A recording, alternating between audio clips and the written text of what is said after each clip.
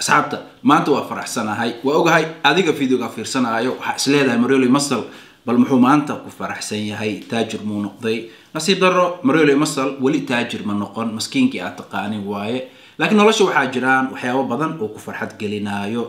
waxa jiraan waxyaabo badan markaan arko farxad igaliyo waxyaabahaas waxa kamid ah qofa isla soo shaqeynay marka arko noloshiisa inuu wax weyn iska bedelay oo wax fiican iska bedelay marka maanta waxaan ku faraxsanahay waxa ay tahay walaal ah isla soo shaqeynay ayaa qaliin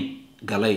qaliinkiisa wuxuu noqday mid lagu guuleysto walaalkan waxa laga qalay jilibka horta walaalkan wuxuu ahaa qof aad u buuran miisaankiisa wuxuu ahaa 122 kiilo maalin maalmaha kamid ah iyadoo ay winter tahay walaalkan asigoo banaanka ku lugeynayo ayuu kufay markuu kufay jilibka ayaa u laabmay jilibku waxa ka soo gaaray dhaawac xun walaalkaas dhaawaca jilibka ka soo gaaray in la xaliyo wuxuu u baahday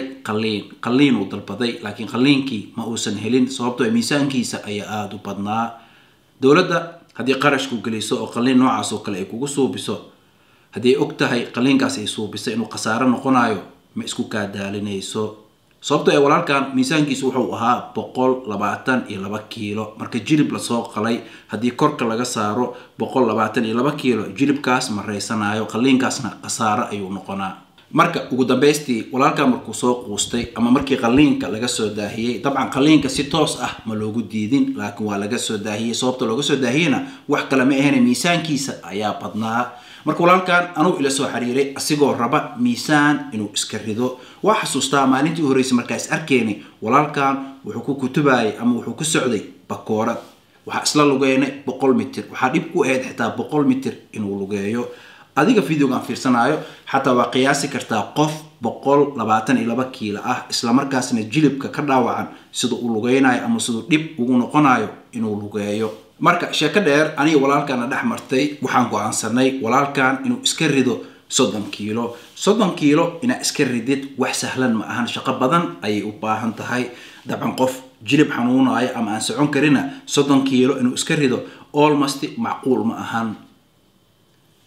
waxaan suubinay raashinka saxnay walaalkan waxaan ku arkay waxaan dadka kale aan ku arkin raashinkii aan qoray waligiis 1 gram muusa ku darin 1 gramna muusa ka dhimin taasna waxay noo fududeysay walaalkan miisaanka inuu ka dhaco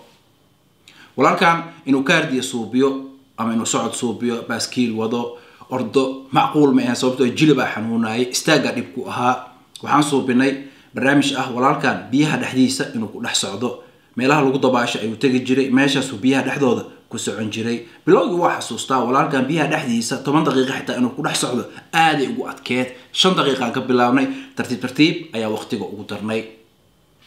walaalkan biyaha dhaxdiisa kaardiyo oo ku suubinayo iyo raashinko saxsan waxa ka dhacday 20 kiilo 20 kiilo markii ka dhacday kadib waxaan tartiib u bilaabnay walaalkan baaskiil inuu wado miisaankiisa markuu ka hoos maray 100 markaas kadibna waxa tartiib u bilaabnay walaalkan weegi 2 jeer gymka inuu tago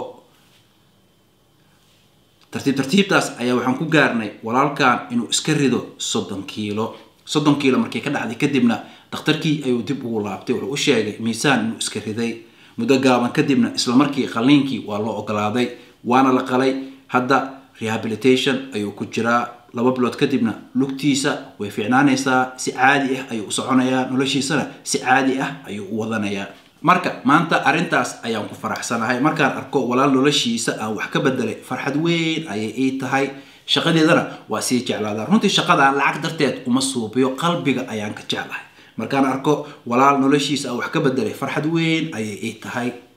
fiiri walaalkan 30 jir ayuu yahay miisaankiisa 122 kiilo waay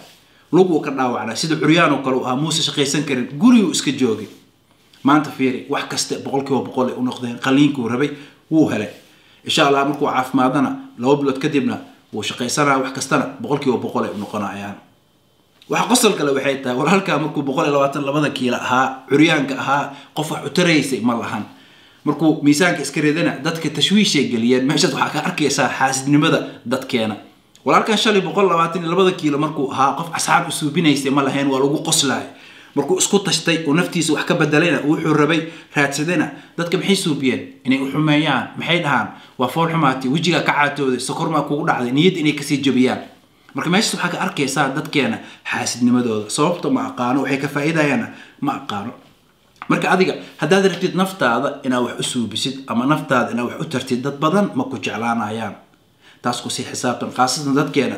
arintaas way ku badan tahay sababta ma aqaano bal adiga video aan fiirsanayo haddaad taqaanid sababta nala wadaag waxaan ugu soo qortaa commentiga asxaabta video inta ka bixin waxaan rabaa inaan idin sheego inaan furay dukaan online ka ah dukaankan wax walba supplements ah waad ka helaysaa waxa ka helaysaa proteinada suuqa ugu fiican ugu quality-ga fiican pre-workouts creatine wax walba aad u baahan tahay waad ka helaysaa dukaankan adeegiisa wuxuu gaarsiisan yahay wadamada ku jiro midowga Europe waa soo dalban kartaa alaabtaada guriga ayay kugu imaanaysaa khasab ma aha lacagta hadda inaad bixisid kalarna ku qaadan kartaa bil kadib iyadoo wax riba ah ay ku korina waa iska bixin kartaa marka aad rabtid inaad wax naga gadatid website-keena booqo ka gado wax aad rabtid midada kale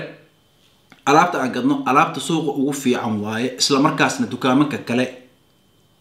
waa ka raqiisanahay adi wadanka aad joogtid hadaa joogtid wadan kamid ah wadamada midowga Europe bal website-keyga waa kana halkan ku qoran riix fiiri qiimaha aan gado isa alaabtaas fiiri dukaanka kugu dhow ama dukaanka magaalada aad degan tahay